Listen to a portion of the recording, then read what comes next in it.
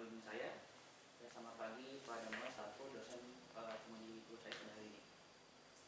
Sebelumnya izinkan saya memperkenalkan diri. Nama saya adalah Faudan Helwah dengan NIM 191031079 dan saya merupakan seorang mahasiswa teknik mesin angkatan 2019. Yang kali ini saya ingin menjelaskan terkait dengan proposal skripsi saya yang berjudul analisis pengawas material dan desain terhadap berbatas pada langkah landing gear untuk pesawat UAV.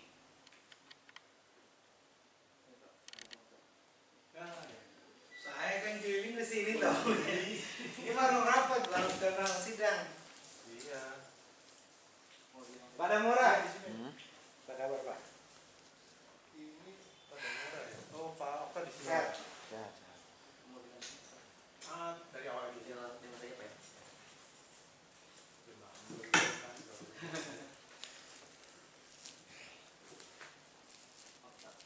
Sebelumnya, Bismillahirrahmanirrahim. Assalamualaikum warahmatullahi wabarakatuh. Selamat pagi, semuanya. Selamat pagi Pak Okta, selaku dosen penguji saya. Selamat pagi Pak Damora, selaku dosen penguji saya. Dan selamat pagi Pak Almasya, selaku dosen pembimbing saya. Sebelumnya izinkan saya perkenalkan diri. Nama saya adalah Faudan Helwah dengan NIM 191031079 dan saya merupakan seorang mahasiswa teknik mesin angkatan 2019. Kali ini saya ingin menjelaskan terkait dengan proposal skripsi saya yang memiliki judul analisis pengawas material dan desain terhadap peralatan pada langkah landing gear untuk pesawat UAV.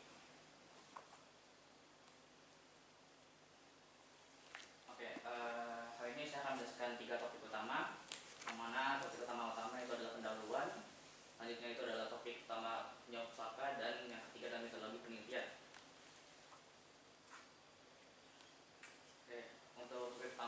Untuk topik pertama itu adalah bersatu pendahuluan, yang mana menjelaskan latar belakang mengapa saya mengambil judul atau penelitian ini dan masalah yang nanti akan ditanyakan setiap pengujian dan batasan apa yang nanti saya akan menolak pada saat pengujian, dan juga adanya tujuan mengapa penelitian ini dilakukan. Yang pertama adalah latar belakang penelitian, yang mana unmanned aerial vehicle atau UAV merupakan sebuah mesin terbang atau sebuah perangkat mesin yang berfungsi untuk digunakan untuk mengawasi suatu daerah yang sedang konflik atau sedang bencana, yang mana daerah tersebut tidak dapat didatangi oleh manusia secara langsung, yang mana mesin ini digunakan dengan kendali jarak jauh oleh pilot atau mampu dikendalikan sendiri oleh operator, yang dioperasikan oleh operator, yang mana pada konstruksi pesawat UAV ataupun mungkin pesawat lainnya ada satu komponen penting, yaitu adalah landing gear, yang mana landing gear ini merupakan struktur pendukung utama pesawat saat pesawat ini sedang mendarat atau bisa dibilang landing dan landas atau take off. Dimana secara umum landing gear ini memiliki fungsi untuk menahan beban tekan, compressive load, beban hambat, drag load, dan beban samping, side load, yang mana berasal dari berat pesawat atau UAV itu sendiri. Namun beban yang lebih terkadang membuat landing gear patah dikarenakan tidak kuat untuk menahan beban yang ada. Hal ini bisa terjadi dikarenakan desain landing gear tersebut tidak tepat, atau bisa dibilang dimensi yang digunakan pada landing gear tidak sesuai dengan prosedur, ataupun material yang digunakan tidak dapat menahan beban dari UAV sendiri. Nah, seperti kita tahu bahwa dalam industri pesawat terutama memiliki material utama yang digunakan sebanyak 80%, yaitu adalah aluminium paduan, yang mana aluminium paduan itu memiliki banyak serinya, yaitu ada kelas 1 sampai kelas 6, yang mana mungkin dalam pemilihan material ini tidak sesuai dengan prosedur yang ada, sehingga hal tersebut menjadi latar belakang mengapa kemudian ini dilakukan, yang mana untuk mengukur sebuah besar pemilihan material dan desain peralatan rangka pada landing gear UAV. Selanjutnya itu adalah masalah penelitian, yang mana masalah penelitian ini yang pertama ada 3 poin. Yang pertama ada sebuah besar pengawas material yang digunakan pada kecepatan landing gear UAV, Belum mulai. misalkan uji Belum tarik, siap. ditekan dan uji bending.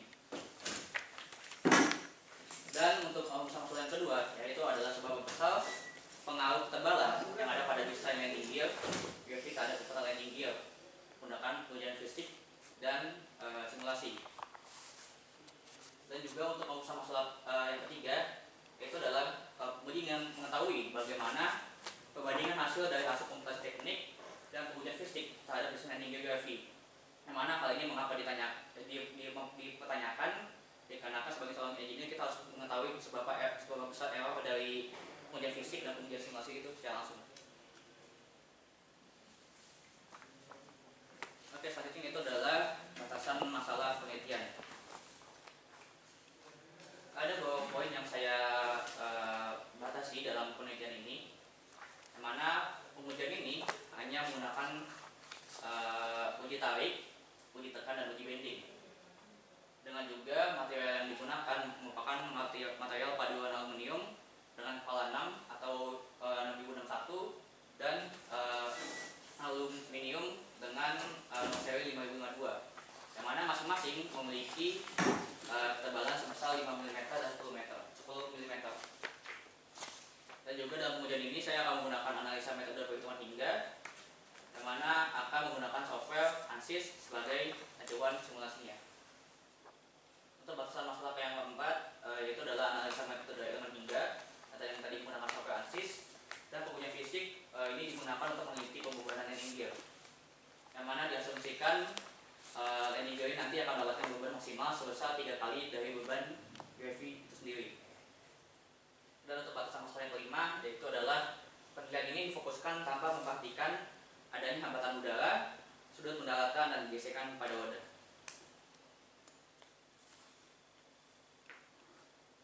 Oke, selanjutnya itu adalah tujuan penelitian. Mengapa penelitian ini dilakukan? Yaitu adalah bertujuan untuk yang pertama mengenal secara langsung peralatan uji kekuatan material, yang mana nantinya sebagai seorang teknik mesin akan selalu bertemu dengan hal mesin seperti ini. Yang kedua itu adalah mengetahui seberapa besar pengaruh material pada kekuatan landing gear UAV. Dan yang ketiga, penguji yang mengetahui seberapa besar pengaruh ketebalan desain batang pada kekuatan landing gear UAV. Dan untuk tujuan yang keempat, penguji ingin mengetahui seberapa besar perbedaan kedua material yang tadi ada dua seri, yaitu 6061 dan 5052, menggunakan uji tarik dan uji bending dan uji tekan. Selanjutnya untuk tujuan yang kelima, yaitu adalah mengetahui dampak yang dialami material yang terjadi saat pengujian dan titik maksimal beban yang diterima. Mengapa titik maksimal beban yang diterima di titik tujuan? Itu ingin mengetahui kekuatan kekuatan tekan akan diterima sebanyak seberapa besar, titik maksimalnya itu ada di titik yang mana.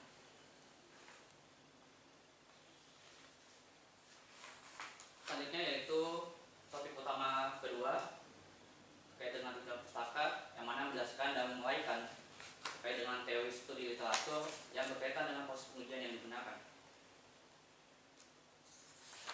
Pertama saya akan membahas tentang unmanned aerial vehicle atau UAV. Unmanned aerial vehicle atau UAV merupakan pesawat kecil tanpa awak yang dikendalikan pada jarak jauh dan stasiun melalui frekuensi radio secara otomatis oleh komputer, atau bisa juga digunakan di bidang geografi, fotografi, dan videografi yang dilakukan secara bebas dan terbuka. Yang mana pesawat ini memiliki dua variasi utama. Yang pertama, variasi pertama yaitu dikendalikan melalui pengendali jarak jauh, dan variasi kedua merupakan pesawat terbang yang dilakukan secara mandiri atau otomatis, yang mana misalkan program yang masukkan ke dalam pesawat sebelum terbang. Nah, untuk saat ini pesawat Nirawak mampu melakukan misi pengintaian dan penyerangan, yang mana bisa saya jelaskan bahwa pesawat ini sering digunakan untuk mengawasi suatu daerah yang sedang konflik atau sedang mengalami bencana. Walaupun banyak laporan mengatakan bahwa banyak serangan pesawat yang mana berhasil, tetapi pesawat Nirawak mempunyai rotasi yang menyerang secara berlebihan atau menyerang target yang salah.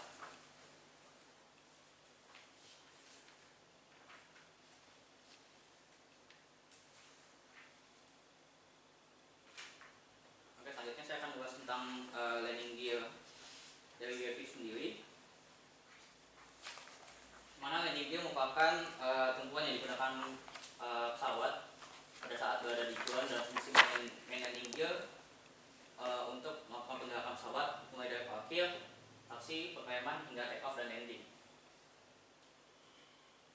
Yang mana landing gear memiliki masalah yang membahayakan pesawat, misalnya pada wheelman landing gear. Ini merupakan desain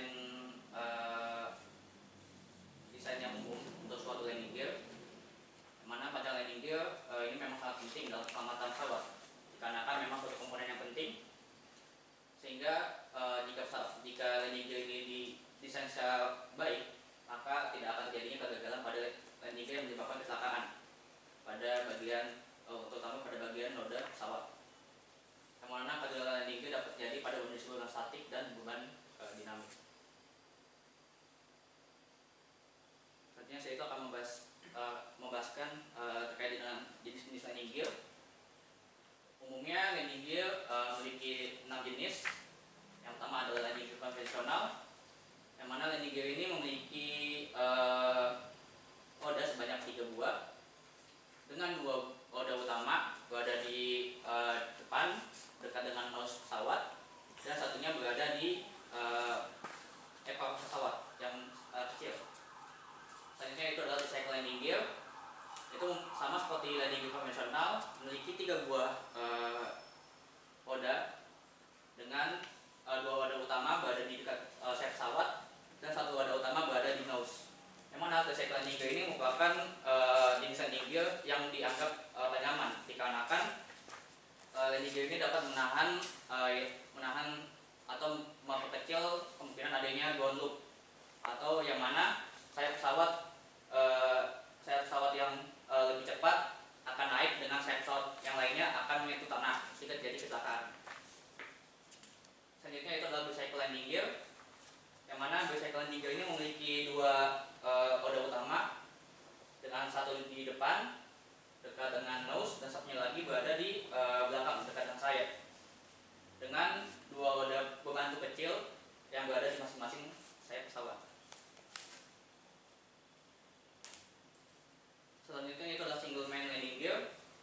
Single man landing gear memiliki bentuk yang sama dengan landing gear yang sebelumnya, yang mana single man landing gear ini memiliki 4 roda dengan 1 roda utama berada di depan sayap, dengan 2 roda pembantu berada di masing-masing pesawat, berada di masing-masing sayap, dan 1 roda pembantu berada di ekor pesawat.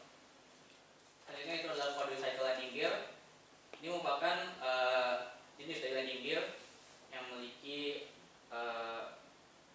roda utama sebanyak 4, yang mana 4 roda ini dianggap memiliki kestabilan yang merata.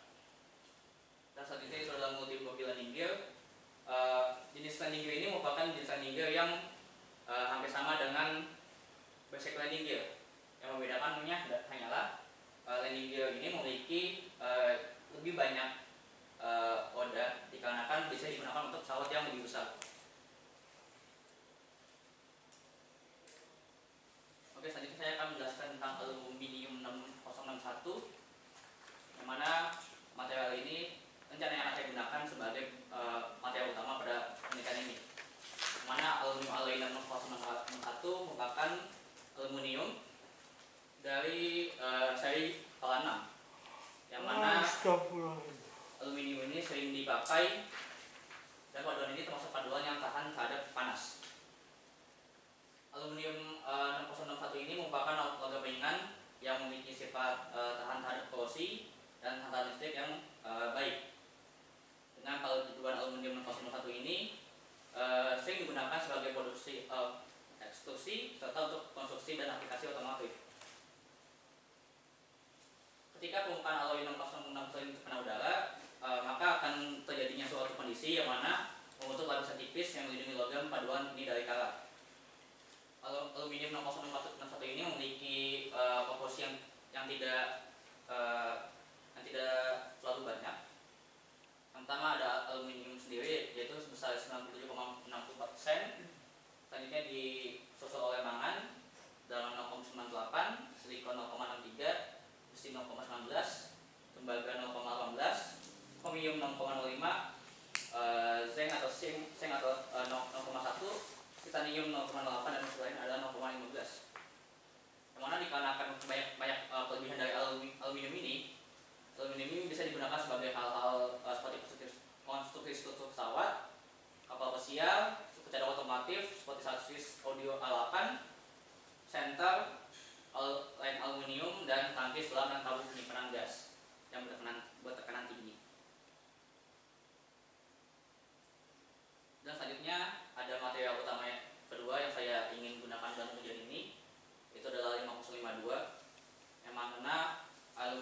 merupakan paduan aluminium non panas dengan kecepatan lebih tinggi jika dibandingkan dengan aluminium dengan kelas seri 1 yaitu 1100 dan 3003.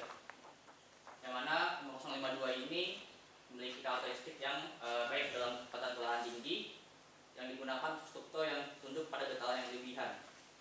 Dengan 5052 memiliki ketahanan terhadap polusi yang sangat baik, terutama di atmosfer laut, dan oleh karena itu biasanya aluminium ini sering digunakan sebagai material utama untuk kapal, warna laut, bahan bakar dan tabung minyak yang dapat menahan kekuatan tekan lebih tinggi. Dengan aluminium ini memiliki kekuatan statis sedang dengan kecepatan yang tinggi dan juga kemampuan untuk digas yang baik, sehingga membuat aluminium ini lebih kuat dibandingkan dengan tipe 1100 dan 3003. Adapun juga aluminium ini memiliki komposisi dengan paduan tambahan yaitu lemangan sebanyak 2,5% dan kromium sebanyak 0,25%.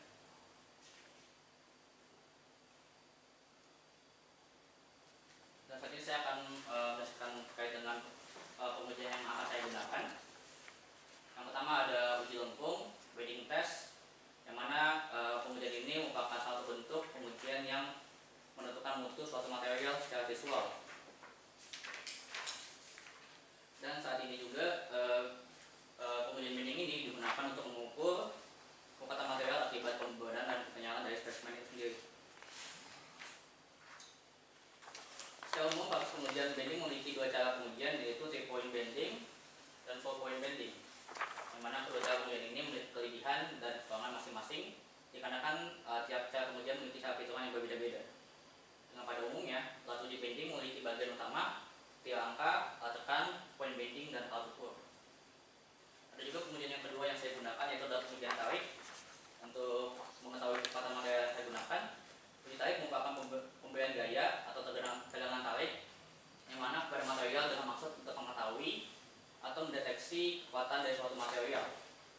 Yang pengujian ini dilakukan dengan cara penarikan uji dengan gaya tarik secara terus-menerus, sehingga terjadinya deformasi atau pemanjangan terus-menerus meningkat dan teratur sampai putus, dengan tujuan menentukan nilai tarik dari spesimen ini.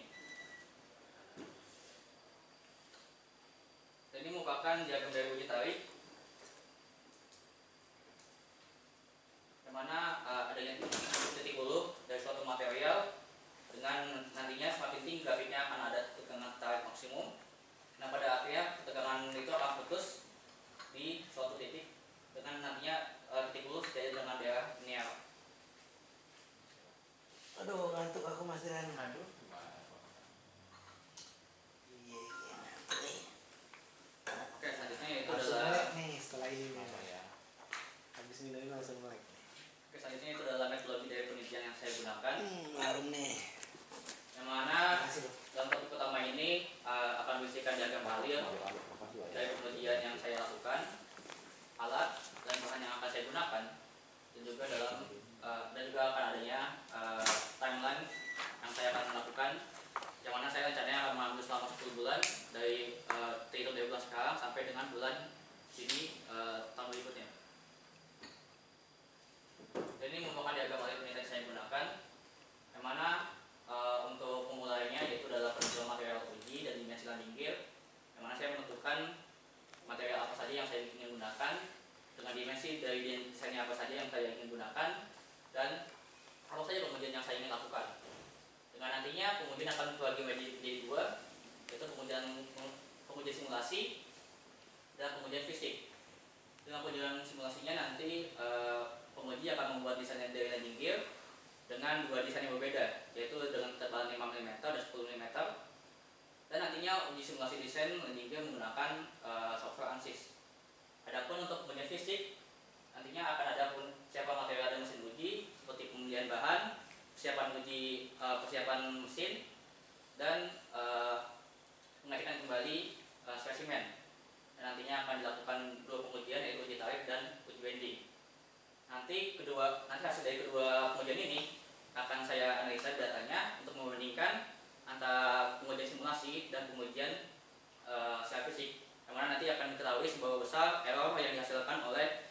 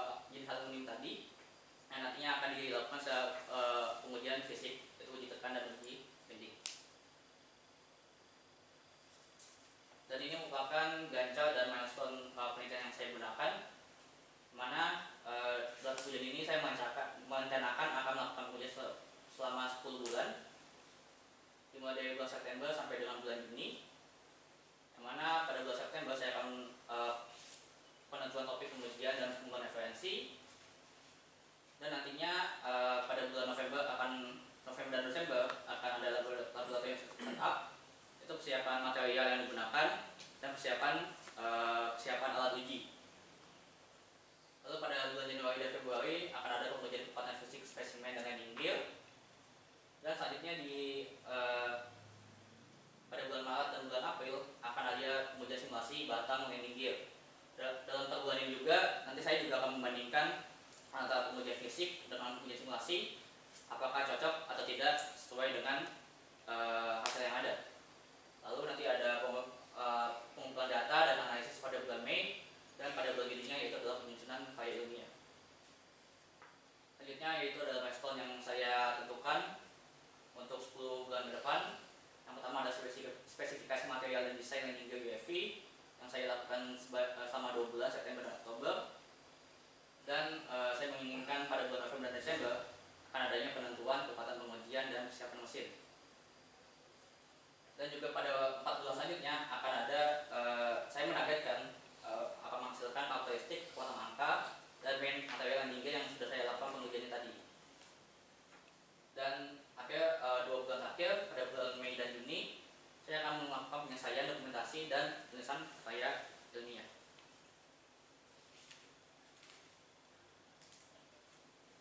Oke, itu mungkin saja dari saya.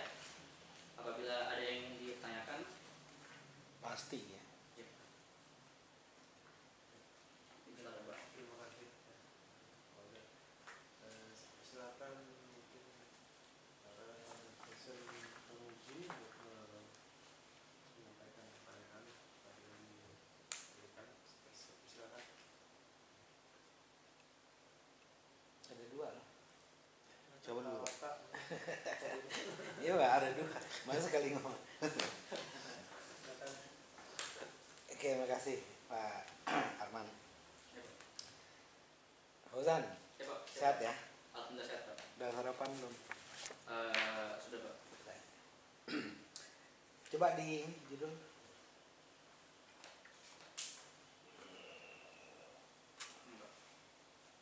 Oke, bacakan. Judul yang saya temukan itu adalah analisis pengaruh material dan desain terhadap kekuatan pada angka landing gear untuk pesawat UAV. Oke. Jadi ada 2 di sana ya, pengaruh material terhadap kekuatan Angka landing gear. kok ada pada sini. Pengaruh material terhadap kekuatan rangka landing ya, padanya dibuang ya. Oh ya Pak. Dan yang kedua pengaruh desain begitu ya. Iya Pak. Ada 2 ya. Desainnya yang membedakan kedua desain itu hanya ketebalannya saja sih Pak. Ya nanti kita bahas. Oke Pak. Pengaruh material terhadap kekuatan rangka landing gear. Nah, latar belakang tadi itu karena ini bla bla bla bla patah gitu ya. Oke Pak. Ada nggak datanya? Ada nggak datanya? Bahwa pernah kejadian nih landing gearnya patah gitu. Ada nggak datanya? Untuk datanya sih, untuk data yang secara spesifik itu saya belum dapatkan, tapi untuk hal yang kayak seperti berita tadi itu sudah sih Pak. Apanya? Untuk kayak berita terjadinya patah landing Mana? gear. Coba.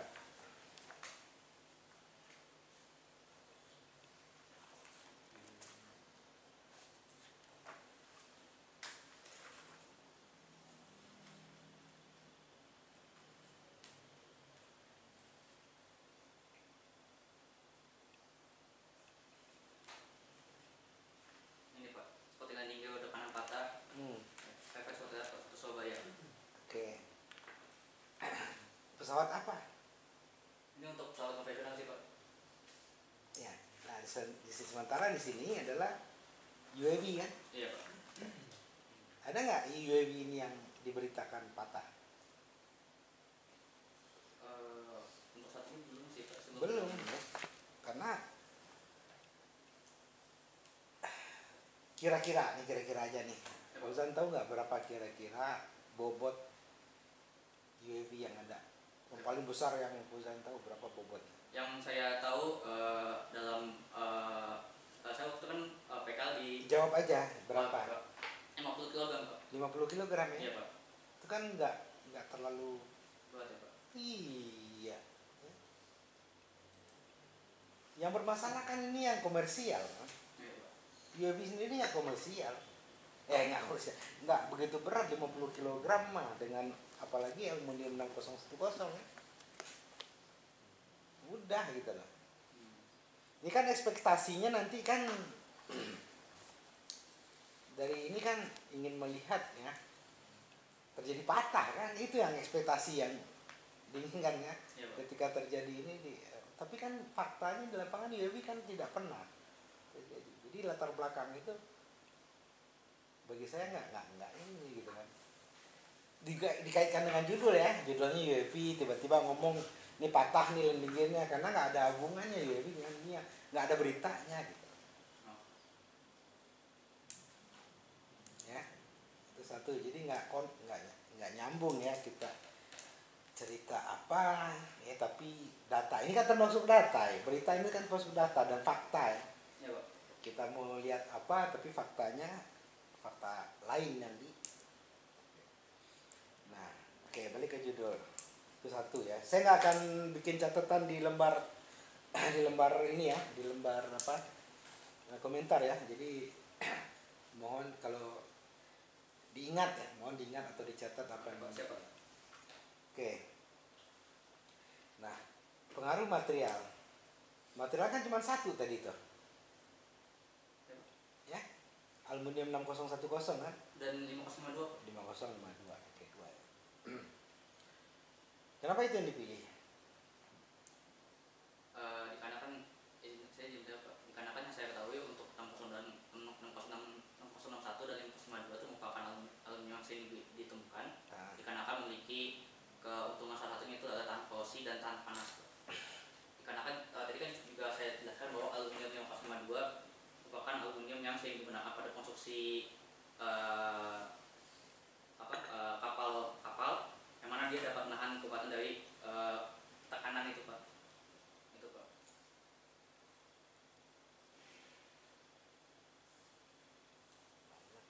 kekuatan tekanan. Oke, nanti kita ke sana ya.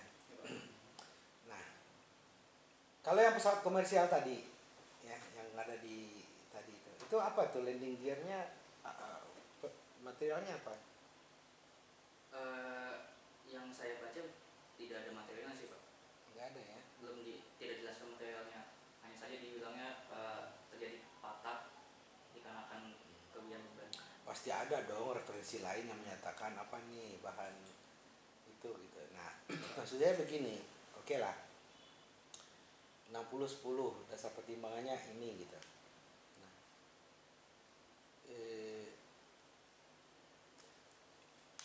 yang oke gini, balik ke awal dulu deh.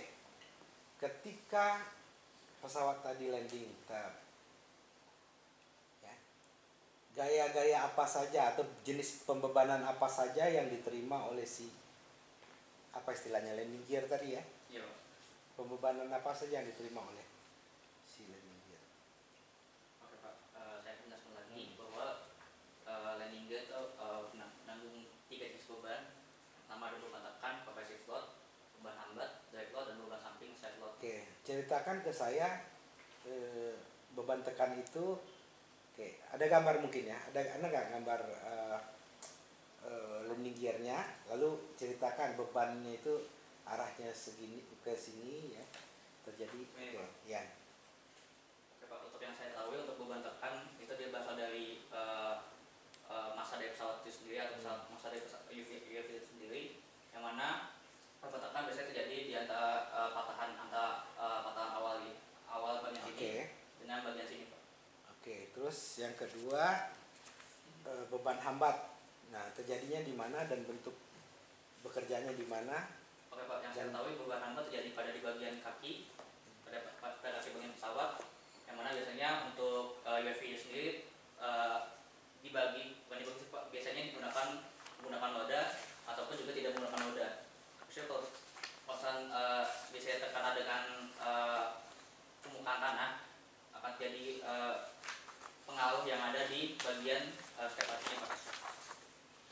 lagi beban samping itu apa tuh?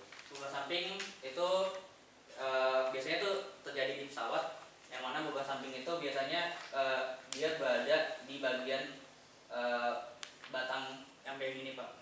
Yang mana beban samping itu berasal dari alas secara horizontal, yang dia menekan beban ke batang bagian sini Pak. Karena begini saya tanyakan ini Fauzan. Ya Pak. Yang saya tahu itu beban itu ya, Ya, ada Pak. beban tarik, tekan, puntir, gitu ya, Ya Pak. bending. Betul. Nah, hanya itu, tapi kok ada nih, baru kenal nih saya nih. Beban hambat, beban samping itu. Jadi saya nggak paham gitu, beban sampingnya apa. Apakah beban aksial yang terjadi di samping ya, atau beban puntir yang terjadi di samping ya. Ini saya nggak paham nih. Nah,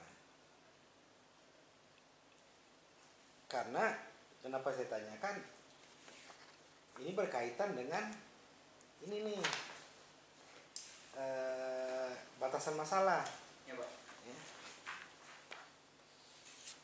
Jadi yang diuji itu nanti kan uji tarik, tekan, dan bending kan. Betul Pak. Nah, uji beban samping itu diuji dengan apa? Oh, oke Pak. Mungkin juga belakang sih Pak. Untuk pengujian ini juga masih di batas masalah saya beritahu bahwa untuk pengujian ini akan saya lakukan hanya beban tekan saja Pak, yang berada di bagian sini saja Pak. Gitu Pak.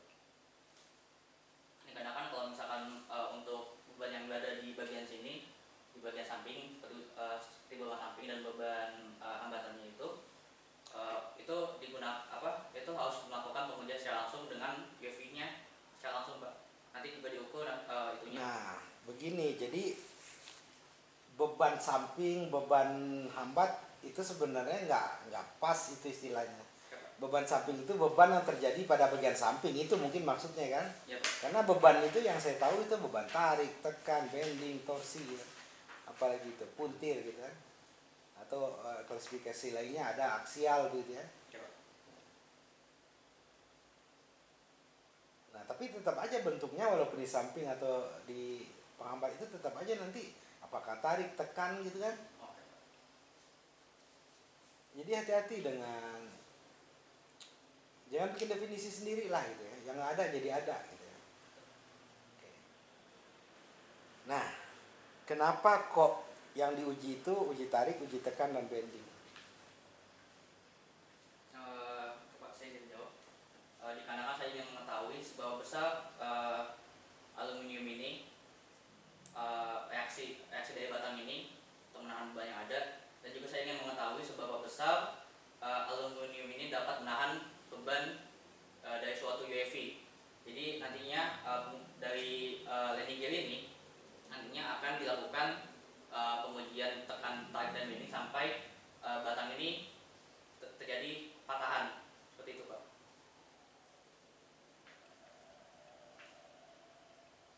Iya. Jadi akhirnya sebenarnya dengan UAV atau tidak UAV kan,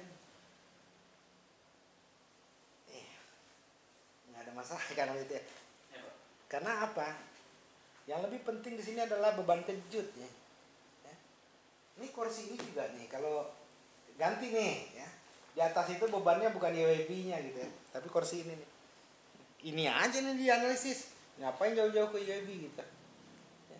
Karena yang lebih penting itu impact kan, Ya, uji impact yang penting. Nah, kalau bangku ini nggak perlu impact karena didudukin pelan-pelan, nanti berdiri nggak ada impact.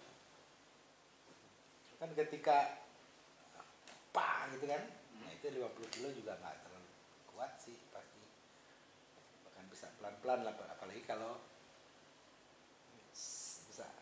bisa nggak terlalu inilah ya. Tapi bagaimanapun yang lebih penting sana adalah kejutnya gitu.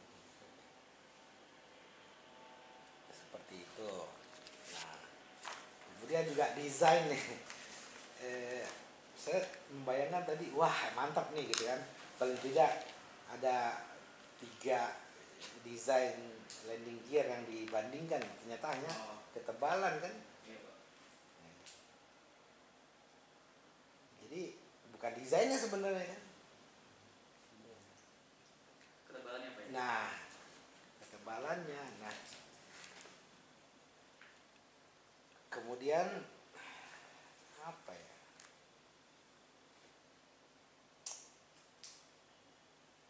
Kan simulasi nih.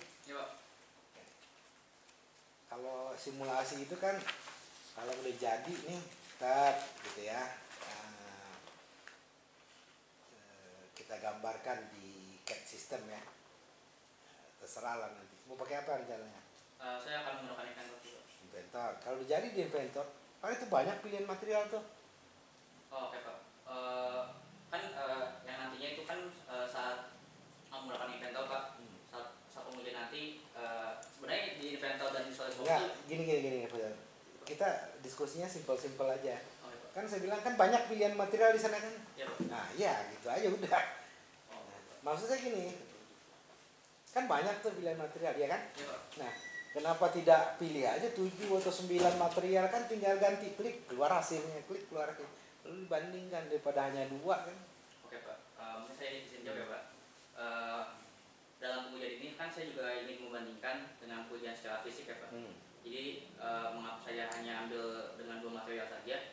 Nantinya dengan pengujian fisik pun juga saya juga akan mengambil 2 material saja dengan spesimennya mungkin sebanyak 20. Gini. Ya, saya kasih tahu ya. Ya, Pak.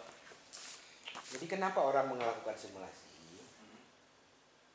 Untuk mengantisipasi supaya eksperimen sebenarnya itu yang memakan biaya, memakan waktu, itu dapat digantikan oleh simulasi. Nah kan itu kendalanya kan. Ya, Pak. Kalau misalkan pilih 5 material, nanti akan 5 benda kerja yang akan dibuat ya. Mungkin harganya lagi mahal.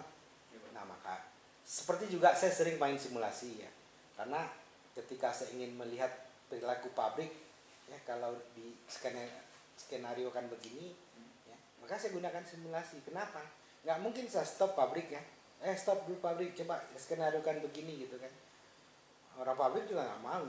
Nah itu yang saya lakukan. Nah simulasi ini nanti kita buat tuh ya, keadaan sebenarnya persis ya.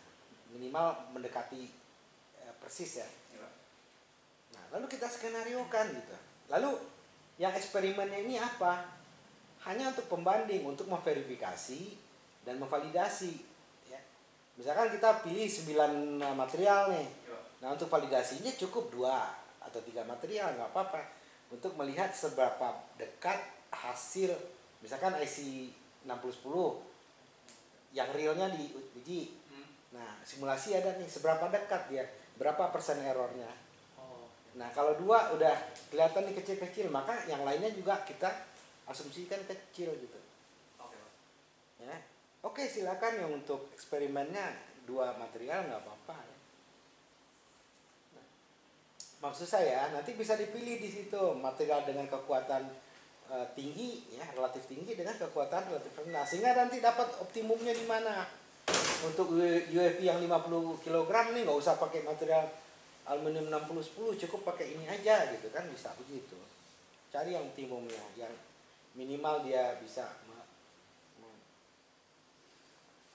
menahan ya beban. Tadi saya kejut sih pengennya ya, impact bukan kejut lah.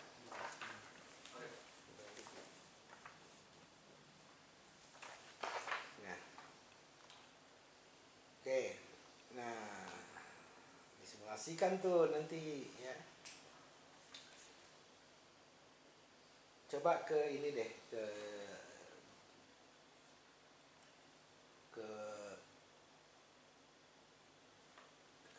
bab. Ada nggak penelitian sebelumnya yang pernah dilakukan orang tentang ini? Penelitian sebelumnya lebih ke ini sih Pak. Materialnya sama, terus ya sama 601.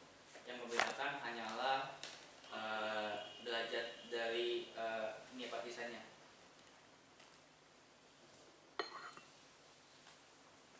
Yang mana biasanya untuk derajat yang ini untuk umumnya yang tinggi memiliki derajat sebanyak 75%, sedangkan untuk pengujian sebelumnya tuh dibikin kaku Pak 90 derajat. apakah impact yang dihasilkan akan lebih besar jika landing gear berbentuk seperti ini atau berbentuk 90 derajat itu, Pak?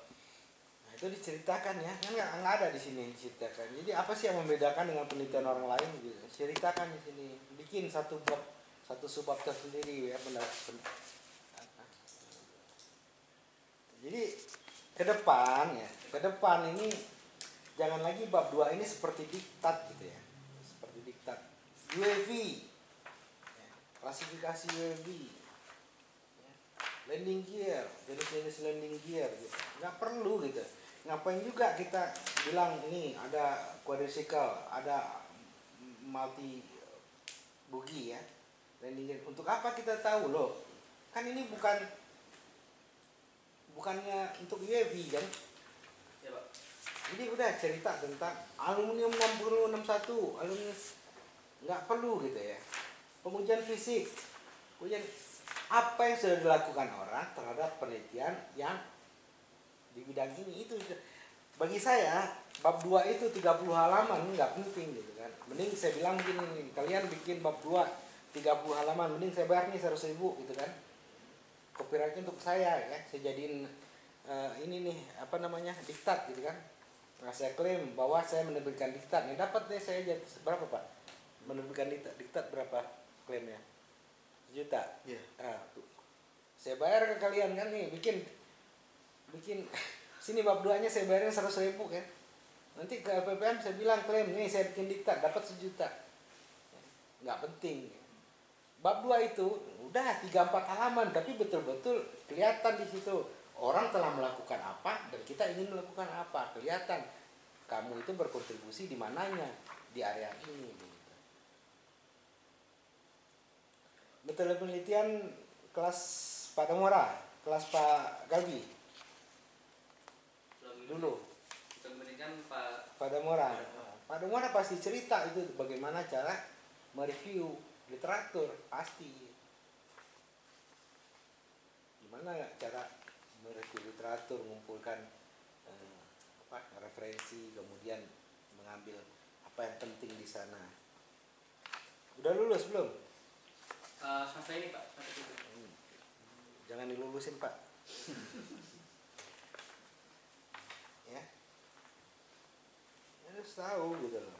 Bagaimana mereview, ya. Kemudian bagaimana memparafrase. Ya. Jadi nggak penting tuh 30 halaman bab 2 literatur review diktat ya. Nanti kalau ada begitu kasih tahu saya bayarin tuh. 100.000 tuh. Diktat ini landing gear UAV. Ya, udah cukup 3-4 halaman tapi betul-betul memperlihatkan di mana posisi penelitian kamu. Oke. Terus terakhir nih ya. Oke, Pak. Coba lihat itu metodologinya.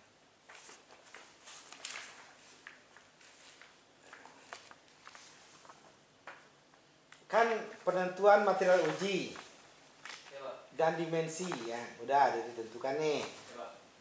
Lalu masuk nih pengujian. Tapi kok pilihan gitu lah. Tiba-tiba pilihannya pengujian simulasi. Maksudnya begini,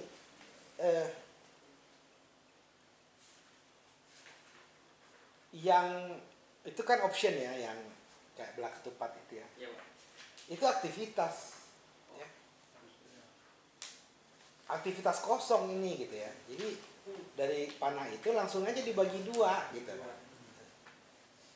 Pengujian simulasi, pengujian fisik, pembuatan desain. Nah, jangan pembuatan desain ya, karena desainnya nggak ada kan. Pengujian simulasi itu tuh di bawah pengujian bukan. Penentuan material itu ke kiri itu pemodelan, nah ya, pemodelan landing gear, nah, kan gitu kan? Ya, Pak. Setelah itu pemodelan, baru nih simulasi. Nah, pemodelan itu maksudnya kita gambarkan modelnya di CAD system. Ya, Pak. Nah, setelah selesai baru simulasi, ya. Kemudian simulasi bisa menggunakan ANSYS. simulasi dengan ANSYS gitu ya. Nah baru analisis data. Ya sampai situ. Yang kanan nggak ada lagi nih ujian fisik nih, persiapan material dan mesin uji, alat kali ya, Iya, alat Pak. uji ya. Oke, di bawahnya apa? Pengujian, tarik, ya, bending dan terserah lah apakah yang tadi penting atau enggak ya. Impact penting atau enggak. Nah, baru nih analisis data. Iya, Pak. Jadi disiapkan ini analisis data ketemu di sini nih. Di Kita- oh, di sini, Pak, ya. Jadi artinya data ini digabung dan analisis kan. Seharusnya kan tidak begitu. Ini dianalisis, baru nanti divalidasi, verifikasi gitu. Baru pembahasan dan kesimpulan. Terima kasih Pak Arman. Ya, Itu aja makasih sih. banyak Pak. Risetnya sangat baik. Jadi saya simpulkan sekali lagi barangkali apa yang tadi disampaikan Pak, poin-poinnya ini perlu diperhatikan ya. Baik, Pak. Jadi kita menyebut mengenai data, Iya, Pak. data yang dibuat. Memang saya pikir perlu juga kalau memang ada data permasalahan yang terjadi di UAV-nya, bisa nanti dicari. Kemudian pembebanan itu tadi juga sempat disinggung, dan itu juga kalau mengacu kepada gambar desainnya landing gear itu kalau boleh dikasih ilustrasi gaya-gaya yang mempengaruhi landing gear. Kalau tadi kita lihat ke gambar yang ini Iya, Pak. kan cuma gambar dimensi aja sih sebetulnya. Tapi kalau boleh ditambah ilustrasi gaya yang mempengaruhi pembebanan. Tadi Pak sempat singgung ada beban tarik, ya, beban kejut, beban puntir juga saya rasa perlu juga nih beban puntir nih, ya, dilibatkan gitu. Cuma kalau kita lebih fokus ke impact ya. Iya. Impact bisa juga, kebetulan kita juga ada alat impact. Mungkin kalau beberapa puntir via simulasi juga, kan kita belum ada alatnya. Iya. Mungkin bisa dengan simulasi ya. Terus poin ketiga mengenai literatur review tadi di bab 2 kalau boleh lebih mengarah kepada Penelitian ke topiknya. Topiknya yang di sini lebih fokus ke situ, tapi bukan dari walaupun memang ada relevansinya, maksudnya apa ya, memang dalam hal landing gear atau ya, tapi kalau bisa fokuskan kepada memang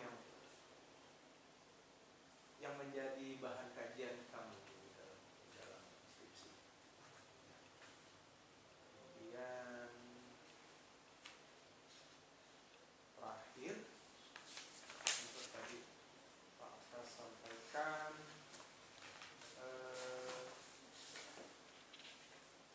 terakhir tadi apa ya?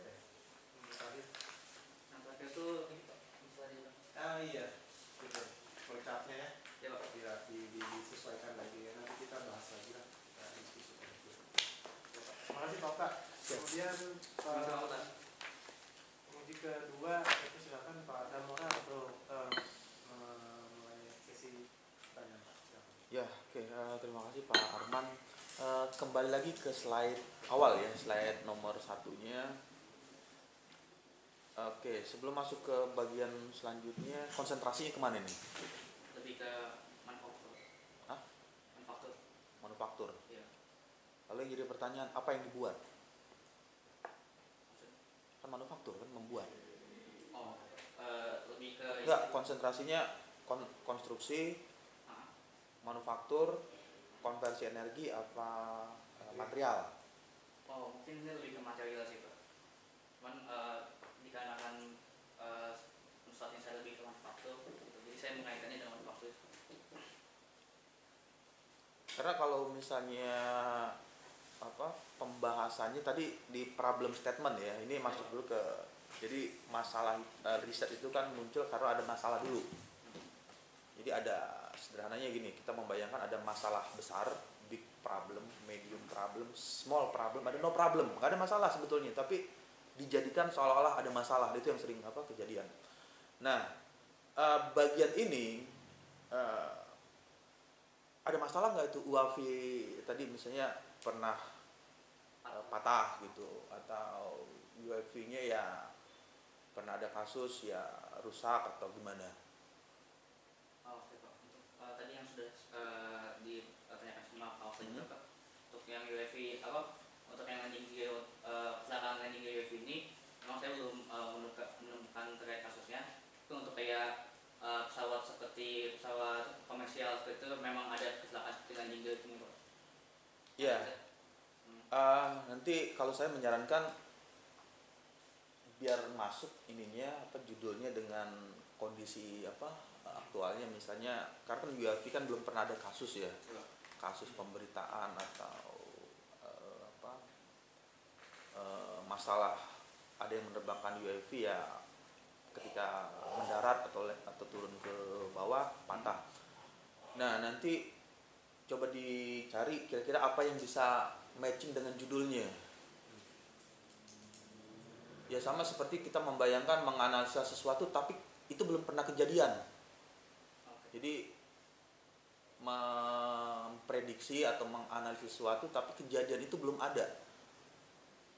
Lalu yang jadi pertanyaan balik, ya kenapa harus dianalisis, kan belum terjadi juga secara kondisi aktualnya, kondisi realnya. Nah, nanti ya coba di judulnya itu supaya bisa match dengan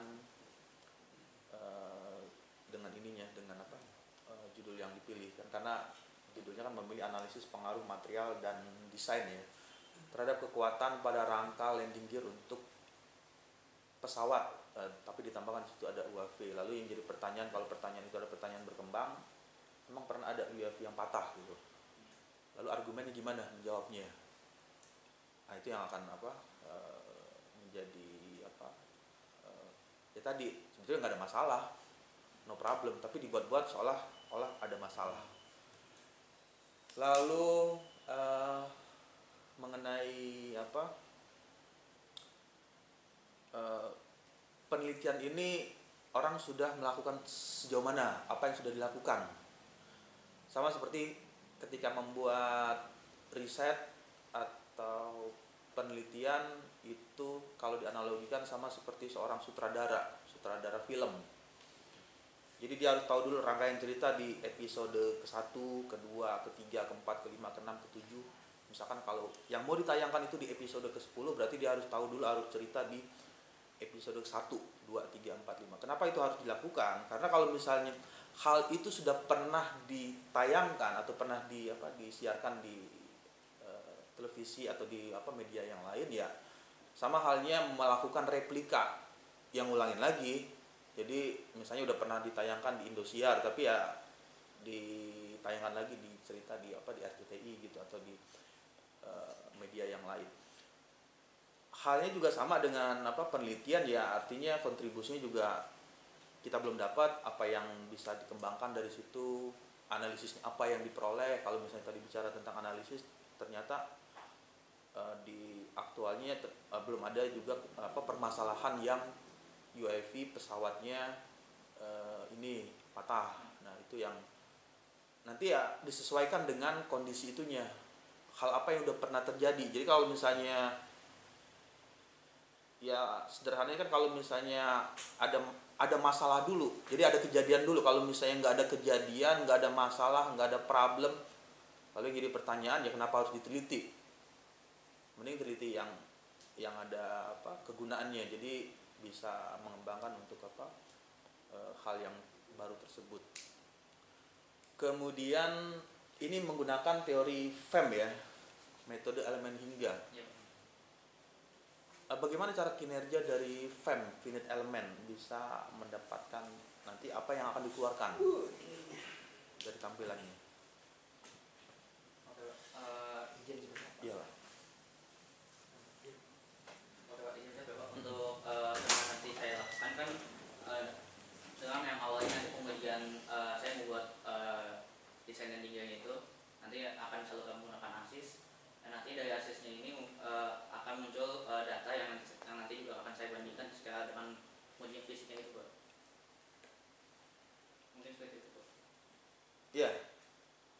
Ini masih perlu dieksplor lagi dalam lagi karena itu berhubungan dengan penguasaan materi, karena nanti kan menggunakan toolsnya software ya, Iya, Pak. software ANSYS finite element ya, metode elemen hingga. Iya, Pak. Finite element software itu ya sederhananya dia merupakan seperti kalkulator. Ya berapapun angka yang dimasukkan, misalkan 2 ditambah 3 dikali 4 dikali 7 dibagi dengan 2 lalu dikali dengan sin 47 misalkan ya. Iya, Pak. Ketika ditekan sama dengan, kalkulator akan mengeluarkan hasil. Sama juga dengan software, ya berapapun kondisi batas yang dimasukkan, misalnya nanti force-nya diasumsikan sekian, lalu materialnya diasumsikan sekian, kemudian batasan ini yang dibuat fix atau yang dibuat roll, software akan mengeluarkan gambar di bagian akhir. Lalu yang jadi pertanyaan baliknya bagian akhirnya, bagaimana membenarkan atau meyakini bahwa hasil simulasi itu bisa tepat. Jadi ya sama seperti ibaratnya yang garbage in garbage out, masuk sampah ya keluar sampah. Jadi software itu ya apapun nilai-nilai yang dimasukkan, ya nilainya pasti akan ini diperoleh atau dikeluarkan dari softwarenya. Kemudian di bagian software itu nanti seperti apa model matematikanya. Nah, ini juga menjadi bagian poin penting karena software itu dia bekerja dengan algoritma nanti yang ketika dikeluarkan tampilannya misalkan font misis Iya, Pak. atau apa deformasi. Kemudian apa lagi yang tadi dikeluarkan font misis, deformasi, Informasi bisa ada tampilan juga, Pak. bendingnya. Nah, itu perlu dilihat persamaan apa yang digunakan oleh softwarenya seperti apa dia menggunakan. Karena kalau misalnya hal itu bisa dilakukan, kita bisa mengetahui model apa yang digunakan, nanti bisa memperkirakan kira-kira hasilnya sudah hampir mendekati atau belum, atau hasilnya sudah sesuai atau belum. Karena ya sama seperti tahu hasil tapi prosesnya itu kita asumsikan ya udah langsung terima jadi, itu juga menjadi hal yang sering kali terjadi. Software itu ya dia tidak bisa mengatakan dia selalu benar atau hasilnya salah, tapi yang bisa mengatakan bahwa benar salahnya itu ya yang menggunakan tools tersebut. Untuk bisa tahu ya membaca itu help dari software. Jadi banyak ya yang perlu dieksplor lagi. Kemudian mengenai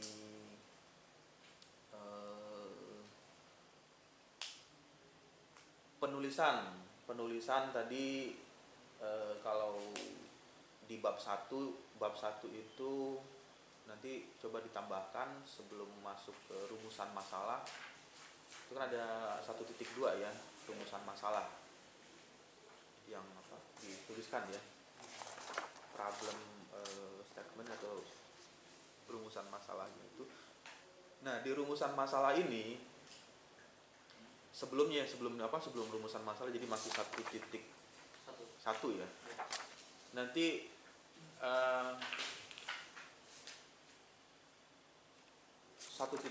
itu latar belakang itu background ya, latar belakang. Nah, ini supaya matching gimana kalimatnya, narasinya.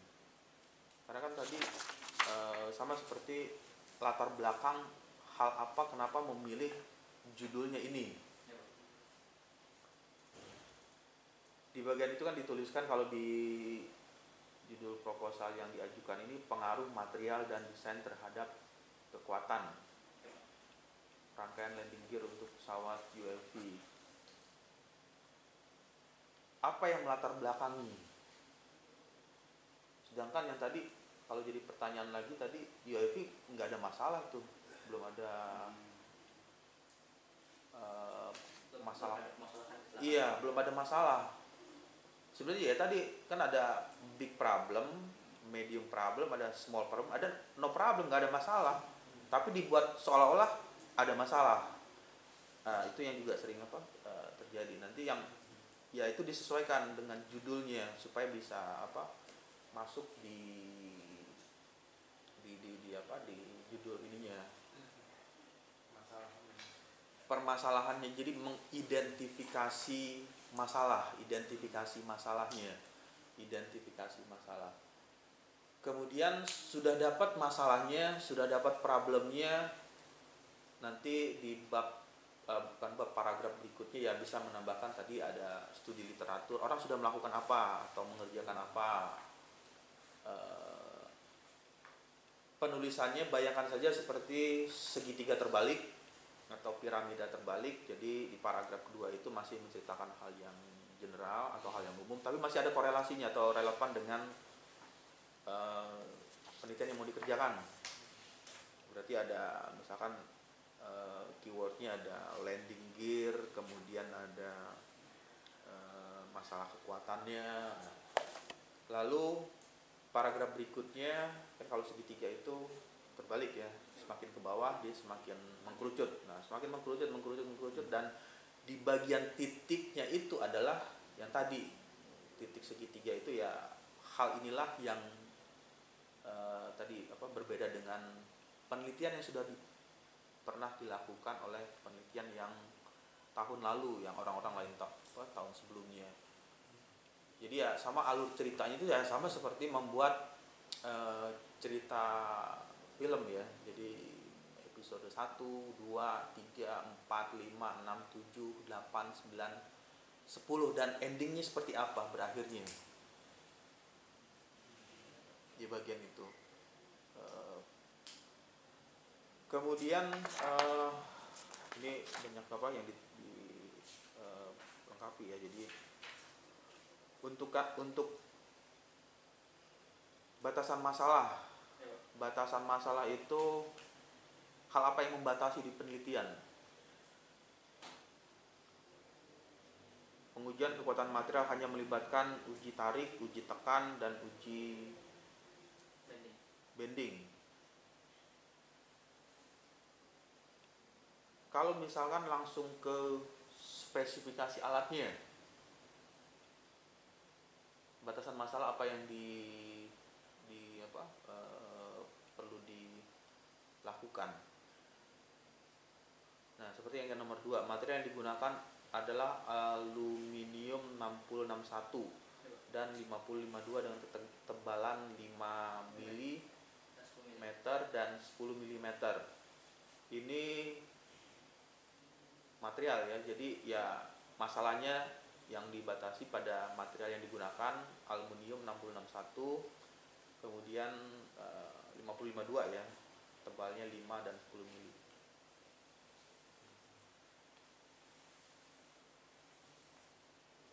Kenapa memilih 5 dan 10?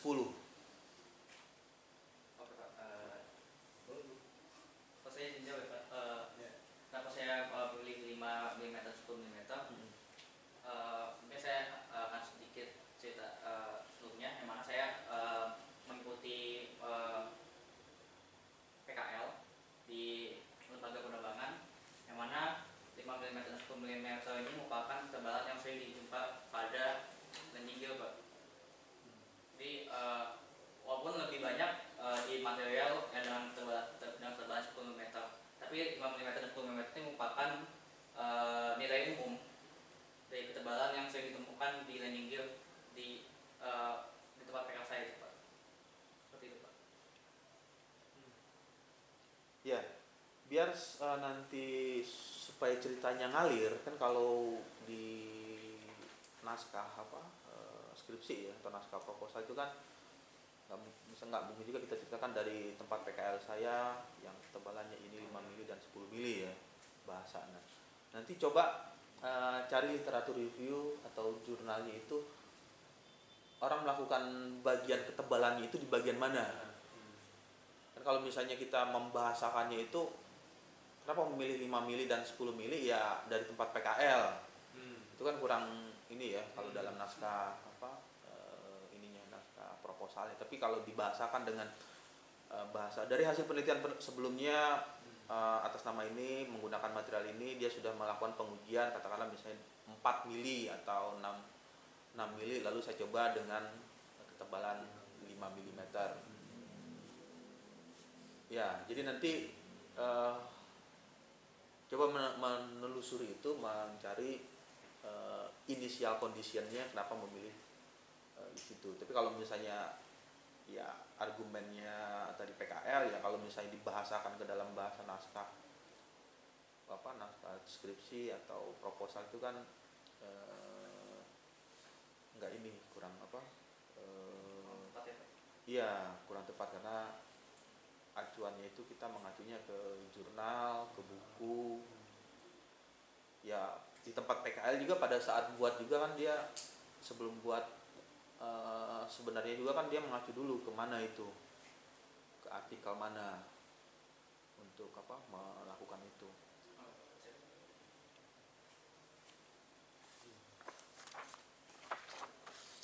Ya jadi itu ya yang perlu dilengkapi judulnya karena supaya tadi matching dengan ininya dengan judul yang dipilih, kemudian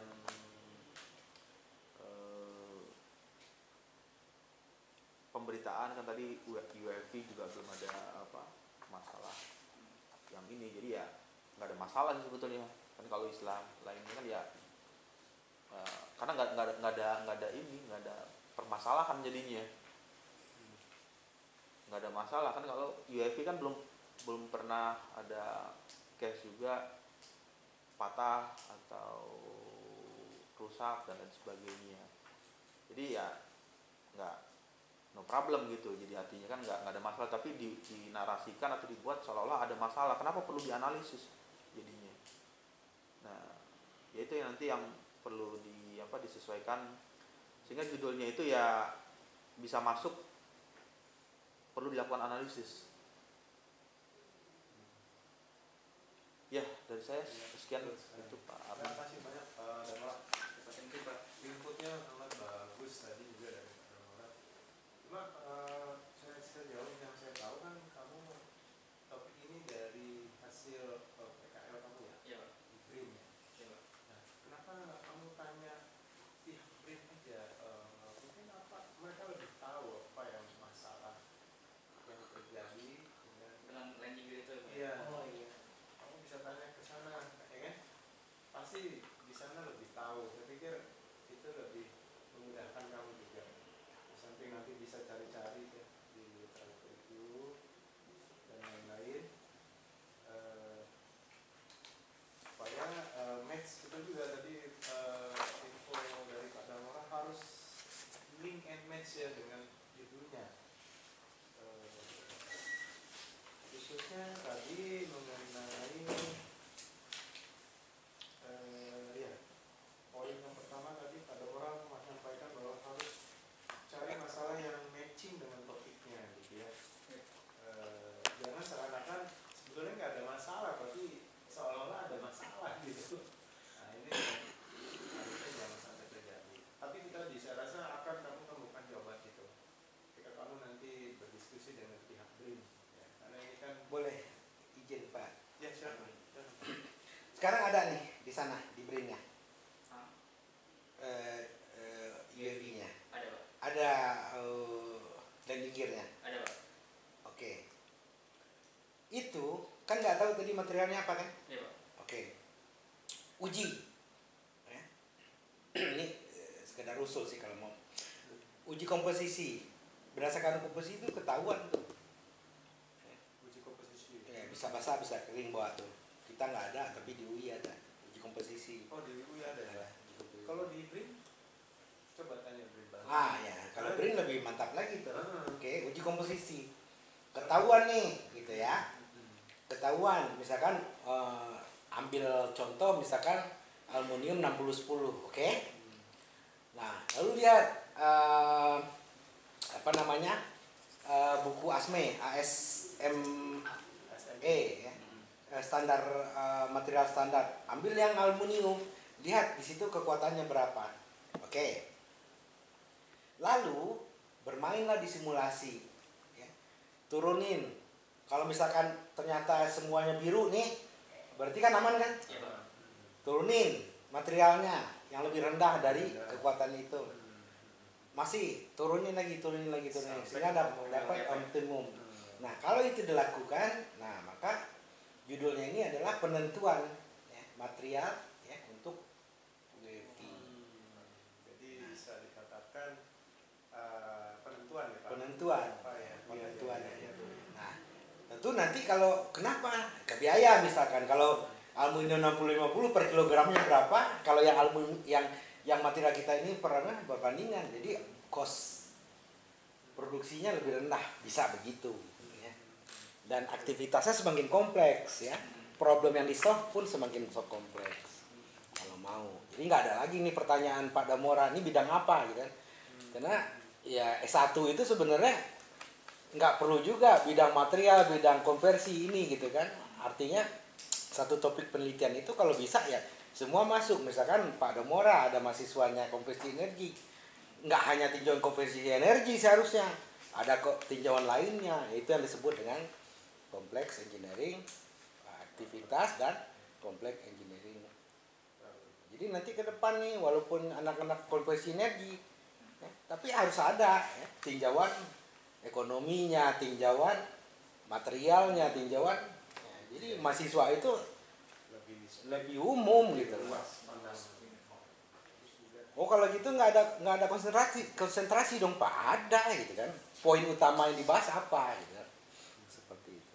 Oke ya, itu sih dari saya. Terima kasih Pak Mat. Ya, sama-sama. Terima kasih input yang bagus. Saya tambahin juga satu tadi, kalau kita bicara UID, sebenarnya UID itu ada dua tipe. Dia fixed wing sama drone. Nah, kalau saya lihat kamu yang fixed wing ya, Iya, Pak. yang ada sayap. Yang Jadi dia ada torpedonya, Pak. dia UID. Kalau drone kan dia bisa stay di satu posisi. Itu juga UID. Kalau boleh difokuskan yang mana bisa saja kamu bisa tulis UAV tapi dalam kurung fixed wing. Jadi jadi ini UAV fixed wing.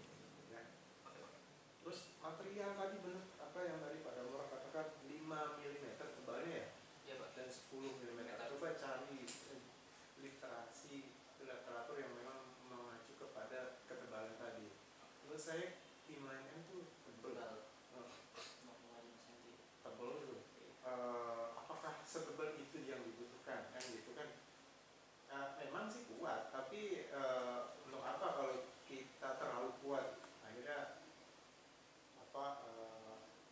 penggunaan material yang terlalu banyak ya kan itu kan tidak baik juga. Kita ingin tahu yang seperti ini. Apalagi tadi sampai 10 mm. 10 mm itu kuat lebih tebal lagi. Jadi disesuaikan betul tadi infonya dengan permasalahan yang ada. Jangan seakan-akan nggak ada masalah tapi dibuat-buat gitu ya poinnya. Terus saya rasa coba diskusikan deh itu dengan BRIN. Kamu masih bisa ada akses ke sana kan? Pembimbingnya kan dari BRIN juga ada ya? Iya, Pak. Nah, kalau perlu saya pun siap untuk berdiskusi dengan pihak BRIN. Ya, saya akan bantu juga diskusi BRIN kalau diperlukan. Ya, saya siap nanti diskusi aja ke saya. Mudah-mudahan semua pertanyaan-pertanyaan tadi bisa terjawab. Terima kasih banyak Pak Damora atas input yang sangat baik. Harapan kami ya kamu betul-betul memahami apa yang